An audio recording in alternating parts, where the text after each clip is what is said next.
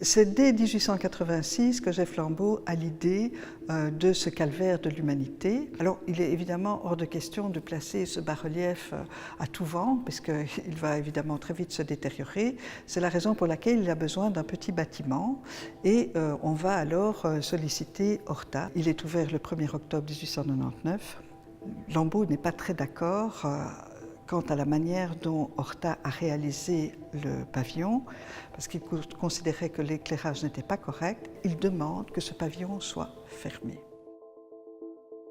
Maintenant, quand nous pénétrons à l'intérieur de celui-ci, nous avons d'abord un vélum qui permet d'avoir un éclairage zénithal, et c'est ce que Lambeau souhaitait. Il fallait qu'il y ait un jeu d'ombre et de lumière qui soit assez puissant de façon à bien mettre en évidence son relief. Et ce relief, pour sa part, au départ, il l'avait appelé le calvaire de l'humanité. C'est un de ses amis journalistes, Marc Susberger, qui va rebaptiser cette œuvre en Passions humaines. Alors, la lecture en est extrêmement complexe et c'est basé sur l'analyse de l'œuvre, mais Jeff Lambeau a été tellement critiqué à son époque qu'il n'a jamais donné d'explication quant à cette œuvre. D'une manière générale, pour donner l'essentiel de la distribution des personnages et la signification de cet ouvrage, si on considère tout ce qui est de la partie gauche, nous avons un aspect féminin avec la joie, avec la danse, avec la maternité, avec la séduction, et puis la rencontre de ce masculin-féminin sous l'égide de la figure de la mort. Et là, eh bien, nous découvrons le viol, le suicide. C'est évidemment assez pessimiste quant à la vision de la rencontre d'un homme et d'une femme.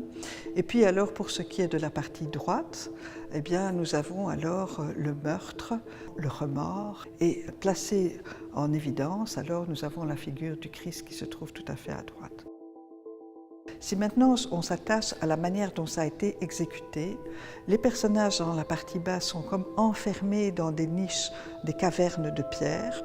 La partie centrale est en très grand relief et puis au-dessus, eh bien, nous avons un relief qui est très fin. Donc si vous voulez, au fur et à mesure que le regard s'élève, on voit que le relief devient de moins en moins important, comme si nous quittions les choses terrestres pour nous tourner vers des pensées beaucoup plus spirituelles et donc qui est marquée par l'extrême finesse du relief. Et donc les critiques de l'époque considérait que cette œuvre était une œuvre malséante dans la mesure où vous aviez la mort qui était au centre, donc ce serait elle qui vaincrait.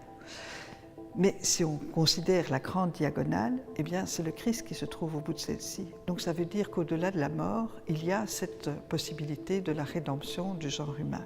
Il a aussi renoncé à polir complètement l'œuvre et donc sur les corps, quand on les examine de près, on voit encore la marque des outils et donc c'est ce qu'on appelle le non finito que l'on retrouvera également dans l'œuvre de Rodin.